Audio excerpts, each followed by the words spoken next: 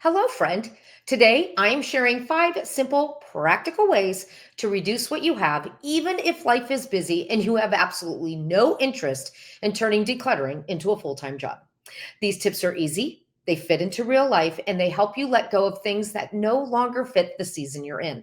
No drama, no dealing with those emotions, just practical tips that work.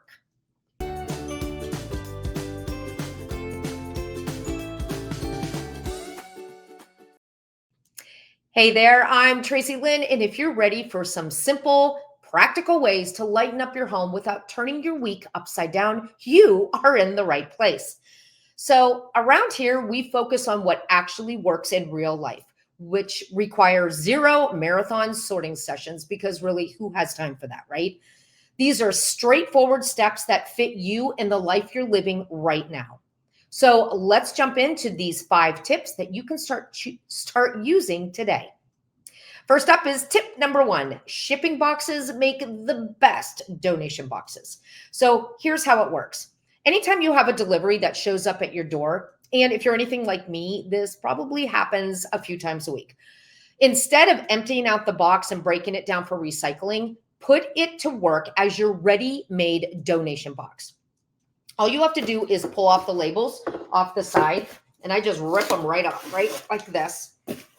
Fold down the sides like so it's wide open and ready to go. Yeah, even though this is a small box, I still use it because I can still put things inside, right? And if you're just starting out, this actually might be a good box to start with. So what you want to do is put this box somewhere where you walk past it several times a day.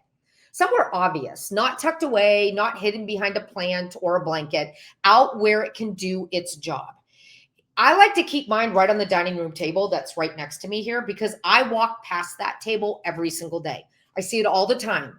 And yes, it actually is an annoying eyesore, right? I can even see mine right now on the table as I'm filming this. But here's the thing, because it's an eyesore and because it's annoying, that right there is my motivation to get it filled up and put in the back of my car. So every time I walk by, I actually look for something to put inside of it.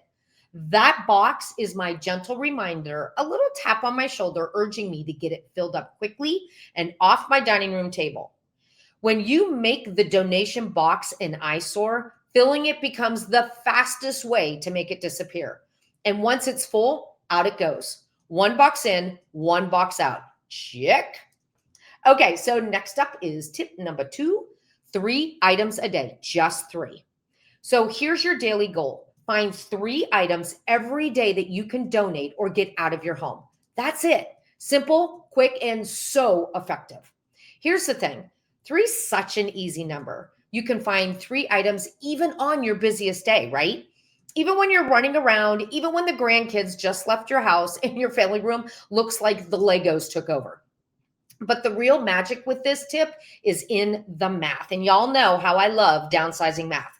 So if you do 3 items a day and do that every day for a month, you will have removed 90 items in 1 month's time. Oh, and if you do that for an entire year, you will remove 1,080 items without ever doing anything dramatic. Talk about easy and life-changing, right? Okay, let's move on to tip number 3, downsize your silverware drawer. Here's the thing, your silverware drawer might not be the most thrilling project to work on, but it is one of the easiest wins in your home. It's small, it's not emotional at all, and it already has that built-in organizer thanks to the silverware tray. And that is your boundary of what can stay. So here's how it works. Take 5 minutes, clear it out, wipe it all down so it's nice and clean, tray and all. Next, keep the pieces that make sense. That's important. So if it's just you and your husband, you probably don't need 42 salad forks. Yep, that was a realization I came to when we were doing Thanksgiving dinner. Choose what stays, what makes sense, and let the rest go. When you're done, that silverware drawer, that now becomes an anchor point. That is your proof that you can create a calm, organized space without turning your world upside down. And here's the best part. Every time you open it, you're reminded that this is possible, that you can do this. That little moment of calm becomes motivation for the next area you tackle. No matter how busy life gets, no matter how messy other areas feel, that silverware drawer will always be there reminding you that you are capable. Okay, I know it sounds silly to say it out loud, but it really does work. Sometimes all you need is one small anchor to prove you can make a big change. Okay, now let's talk about tip number 4. And this one is a bit of a test. Would I rebuy this today? This is a practical, no nonsense decision making hack that you can use anywhere. If you're downsizing an area and you're struggling, like deciding what you should choose to keep, try this tip. Ask yourself, if I was out shopping today and I saw this item, would I buy it and bring it home? That is really powerful and it does work. If the answer is no, the decision is made. You're done. The item goes in the box. You don't need any more justification. You just made a clear, competent choice, and now you need to trust yourself with that decision. That is it. No fluff, no silliness, just a straight answer, straight question with a life-changing answer. And last but not least, tip number 5, never, ever leave a room empty-handed. So this is one of those simple habits many of our grandmothers used without ever calling it a system. And you know what? It still works beautifully today. Here's the idea. Most of the clutter we see lying out, it's not sentimental, it's not complicated, it's not really even overwhelming, right? It's just things that didn't get put all the way away. The dirty glasses in the living room, the mail on the counter, a sweater lying on a chair, shoes you kicked off when you came in the door and they're still lying on the floor.